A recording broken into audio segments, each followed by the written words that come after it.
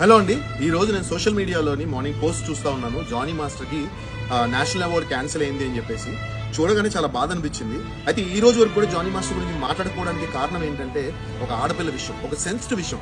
ఏదైనా వాళ్ళకి ఏదో ఉండొచ్చు, అది లీగల్ గా జానీ మాస్టర్ ప్రొసీడ్ అవుతారు అండ్ ఆ అమ్మాయి కూడా ప్రొసీడ్ అవుతుంది. బట్ ఈ రోజు Jani master national award cancel చేసే రేంజ్ కి వెళ్ళిపోయింది సిచ్యువేషన్. అంటే చాలా చాలా చాలా బాధపడుతున్నా. యాజ్ అ డాన్స్ మాస్టర్ గా నాకు తెలుసు డాన్స్ మాస్టర్స్ ఎంత కష్టపడతారని. ఒక సినిమా తీసుకుని ఒక సినిమా అది హిట్ కొట్టి ఆ డాన్స్ మాస్టర్ స్టెప్స్ హిట్ అయ్యి ఇంత చేసిన తర్వాత ఒక డాన్స్ మాస్టర్ కి లైఫ్ అనేది వస్తుంది. ఓకే, ఈరోజు ఆయన ఎంత కష్టపడి ఉంటే, ఎంత కృషి చేసి ఉంటే నేషనల్ అవార్డు రేంజ్కి వెళ్ళి ఉంటాడు. కరెక్ట్ గా నోటి దగ్గర దాన్ని కాలుతో తన్నేశారు. సో ఇది అసలు కరెక్ట్ కాదు, చాలా తప్పు.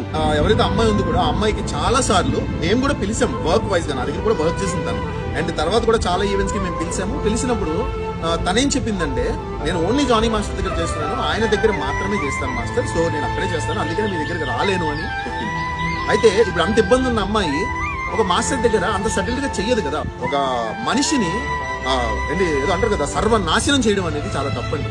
ఎందుకంటే లా కూడా ఈ రోజు కంప్లీట్ గా అమ్మాయిల సైడ్ అయిపోయేసరికి అమ్మాయిలు కూడా అంత ఈజీగా అబ్బాయిల మీద కేసులు పెట్టేసి వాళ్ళ జీవితాలను నాశనం చేసేసి సంక నాకు ఇచ్చేస్తున్నారు. So this is not at all correct అండి.